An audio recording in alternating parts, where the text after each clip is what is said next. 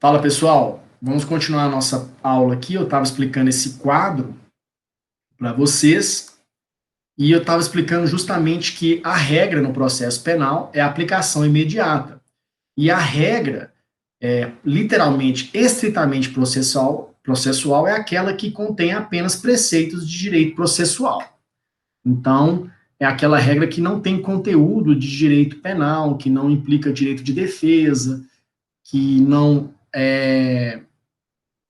traz aspectos que possam afetar na ampla defesa, por exemplo.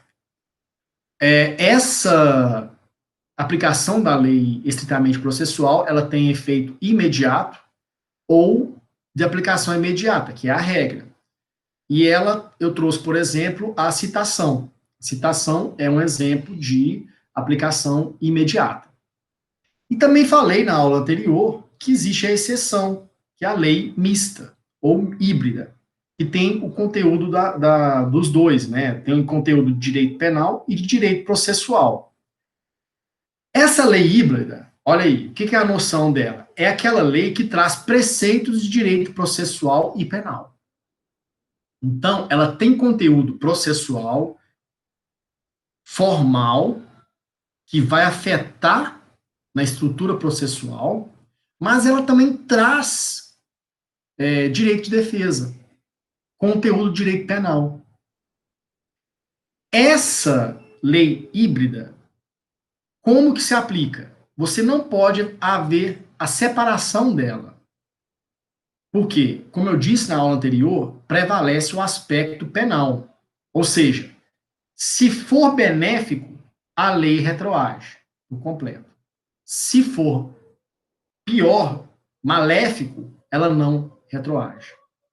Lembrando que, ainda que seja híbrida, se o ato já tiver realizado, ele não retroage, ele é considerado válido. Agora, aquilo que é possível retroagir em benefício do acusado, aí retroage. Eu trouxe um exemplo aí de lei mista, híbrida, o exemplo de, suponhamos que tenha conteúdo de direito penal e direito processual. Aí eu trouxe aqui a realização de busca e apreensão. A realização de busca e apreensão, ela é determinada durante o processo. Como ela é determinada durante o processo, ela tem conteúdo de direito processual. Ela até é, inclusive, regulamentada no Código de Processo Penal. Entretanto, ela afeta direitos de defesa, direitos fundamentais, dignidade da pessoa humana. Sendo assim, ela tem aspectos materiais referentes a direito material. Portanto, ela é uma lei penal mista híbrida. Desculpa, lei penal processual mista híbrida, que ela tem os dois aspectos, direito penal e direito processual. Sendo assim, uma alteração no procedimento de realização de busca e apreensão irá seguir essa regra. Se for benéfica, retroage. Se for maléfica, não retroage. Basicamente, é essa a explicação do conteúdo dessa lei penal mista. Vamos seguir aqui agora, já para o artigo 3º. Aqui o negócio vai andando mesmo. Nosso curso é para ser rápido e a gente falar aí, vamos falar hoje aí já de 3 artigos. A lei processual penal, o artigo 3º diz aqui, a lei processual penal admitirá a interpretação extensiva, aplicação analógica, bem como suplemento dos princípios gerais do direito. Aqui a pausa é só para a aguinha. Bom, aqui tem um binômio. O que é? Eu tenho o binômio, que é a interpretação da lei e a aplicação da lei. A norma já existe. Esse artigo diz o seguinte: se a norma existe, como será feita a aplicação e a sua interpretação? Porque aqui, na verdade, é o que eles, vamos dizer, denominam como uma certa hermenêutica aplicativa. Como o legislador interpreta, como os juízes interpretam e como eles aplicam. Existem diversas espécies de interpretação, que é a hermenêutica em si. Nós temos a aplicação quanto ao sujeito, que a elabora, que é a denominada interpretação autêntica ou legislativa, que é feita pelo próprio legislador. Nós temos a interpretação doutrinária, que é feita pelos pesquisadores do direito, que são os manuais que vocês têm conhecimento, que são os livros de pesquisa em pesquisa científica que as academias publicam, são as revistas, os periódicos que fazem trabalho de científico, né, de pesquisa quanto ao processo penal, que é uma outra linha, né, porque hoje o processo penal segue duas linhas, né, nós temos a linha de concurso público e temos a linha de pesquisa. A linha de pesquisa é uma outra abordagem, uma abordagem até bem mais profunda, de uma reflexão muito maior. Agora, os manuais não, os manuais eles já seguem até mais uma interpretação fática, uma interpretação básica do direito, ele não é tão aprofundado quanto na academia. E, por fim, a interpretação jurisprudencial, ou seja, aquela interpretação que os nossos tribunais fazem em relação à aplicação da lei. Temos também, quanto aos meios, que é o gramatical, que é a interpretação literal das palavras ditas pela lei, a teleológica, que busca o fim que o legislador quis dar à norma, que ela vai buscar a finalidade da lei, por isso que é denominada teleológica, né?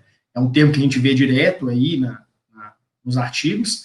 A sistemática, a interpretação sistemática, ela coloca que o direito processual penal, ele não é um ser em si, ele depende de outros ordenamentos para a sua interpretação, ou seja, ele precisa de uma interpretação constitucional.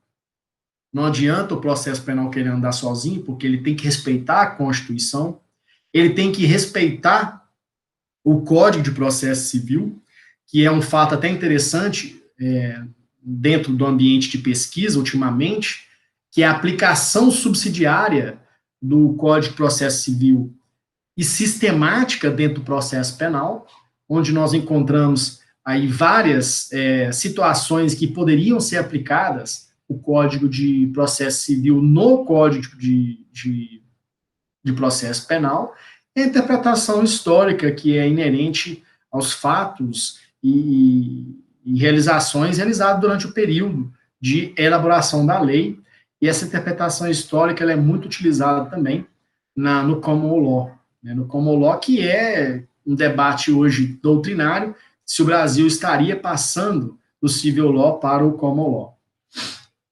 Temos também, quanto à interpretação ao resultado, né, que ele pode trazer um resultado a declarativa, que quando você tem uma declaração de resultado na interpretação declarativa, a lei consegue expressar literalmente o que ela quis dizer, você lê o artigo e você entende o que o legislador quis dizer e não precisa interpretar nada mais, nada menos que aquilo.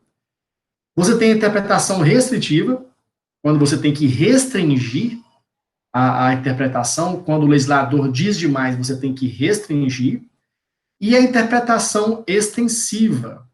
A extensiva é quando você tem que ampliar o rol de interpretação do que o legislador quis dizer.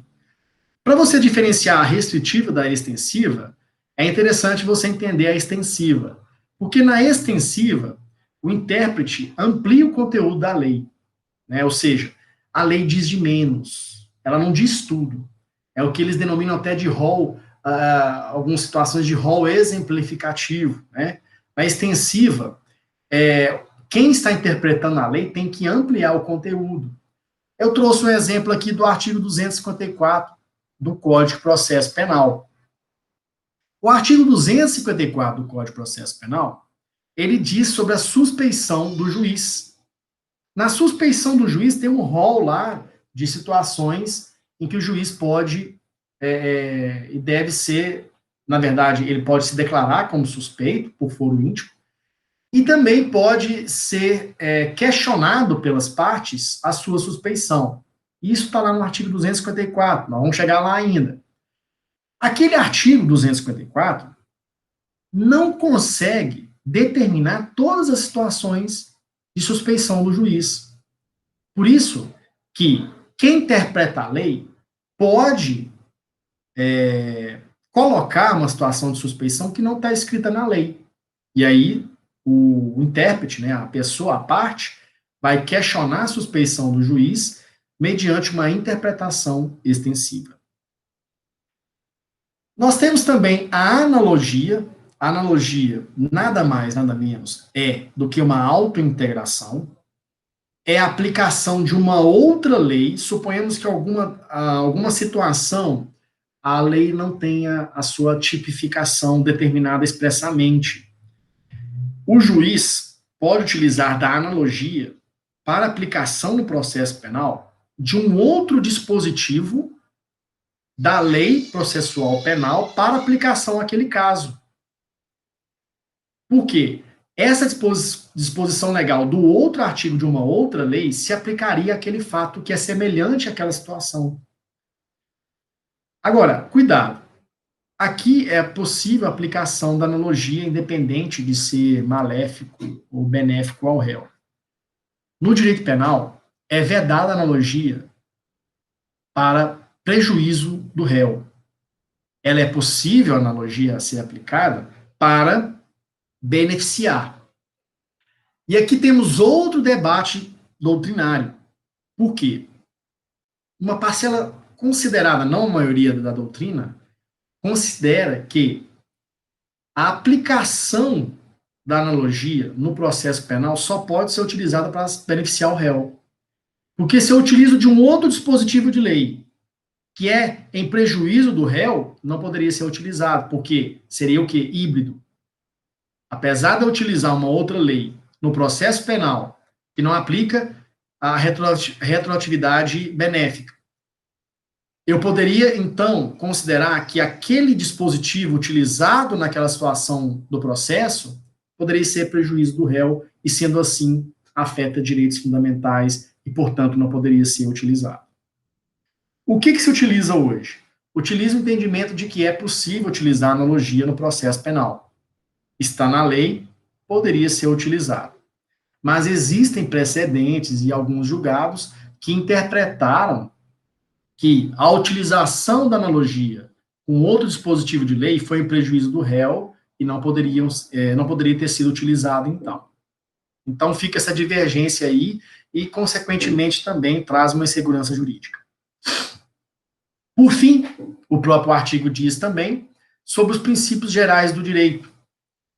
Os princípios tão utilizados hoje, né, pelo nosso STF e bastante criticado e elogiado por parte também de doutrinadores, são postulados para fundamentar o sistema jurídico. E eles estão cada vez mais utilizados. Já mencionei para vocês a utilização do Código de Processo Civil. Ele pode ser aplicado subsidiariamente, quando a legislação penal for omissa. Seria uma interpretação sistemática, eu já expliquei isso para vocês, do ordenamento jurídico, né? Então, essa interpretação sistemática hoje, principalmente pelo fato do Código de Processo Civil ser mais recente, foi de 2015, então, tranquilamente, o Código de Processo Civil pode ser utilizado. Agora, cuidado, tá? Cuidado com o quê? Pode ser utilizado, mas a tudo e qualquer jeito? Não, ele é subsidiário. Então, o que é subsidiário? Se o Código de Processo Penal não tipifica, eu posso utilizar o Código de Processo Civil. Agora, contagem de prazos. No Código Civil, a contagem de prazos, ela é feita, no Código de Processo Civil, é feita em dias úteis. No Código de Processo Penal, poderia ser utilizada a contagem por dias úteis? Não. Por quê? Porque expressamente no Código de Processo Penal, lá no artigo 798, diz que a contagem dos prazos é feita não de forma como o processo civil. Ela é feita em contagem de dias normais mesmo. Esse artigo 798, então, ele expressa o entendimento que o legislador quis dar quanto à contagem dos prazos, então, portanto, não pode utilizar o Código de Processo Civil subsidiariamente, porque o próprio Código de Processo Penal determina como que deve ser feita a contagem dos prazos.